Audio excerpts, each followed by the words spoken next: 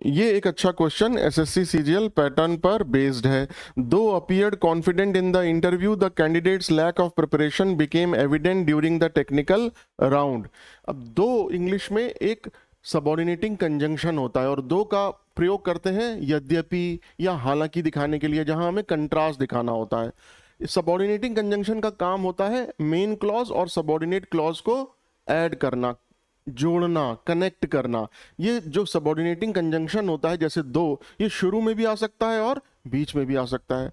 English grammar का एक rule होता है, वो ये कहता है कि सबऑर्डिनेटिंग कंजंक्शन के बाद जो सबऑर्डिनेट क्लॉज होता है उसका अपना सब्जेक्ट होना जरूरी है। अगर वो मिसिंग है तो उसका मतलब वहां एरर है और वो आपको सब्जेक्ट ऐड करना पड़ेगा। आइए एग्जाम्पल से समझते हैं। ही वेंट फॉर द इंटरव्यू दो वॉज नॉट फुली प्रिपेयर्ड। वो इंटरव्यू के लिए गया यद्यपि वो पूरी तरह से तैयार नहीं था।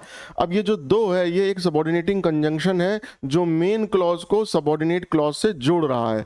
तो यहां पर तो इसका अपना एक सब्जेक्ट है लेकिन सबऑर्डिनेट क्लॉज का अपना सब्जेक्ट नहीं है, तो यहां आपको ऐड करना पड़ेगा he went for the interview though he was not fully prepared. अब सही है। आइए अपने क्वेश्चन पे आते हैं। यहां पे जो सबऑर्डिनेटिंग कंजंक्शन है वो बिल्कुल शुरू में दिया हुआ है। अब यहां से शुरू हो रहा है आपका मेन क्लॉज और ये है आपका सबऑर्डिनेट क्लॉज। तो यहां पे तो सब्जेक्ट है लेकिन इस सबऑर्डिनेट क्लॉज का अपना कोई सब्जेक्ट नहीं है, तो आपको यहां ऐड करना पड़ेगा। Though he appeared confident in the interview, the candidates lack of preparation. अब सही है। तो एरर कहां थी? ए में। Thank you so much.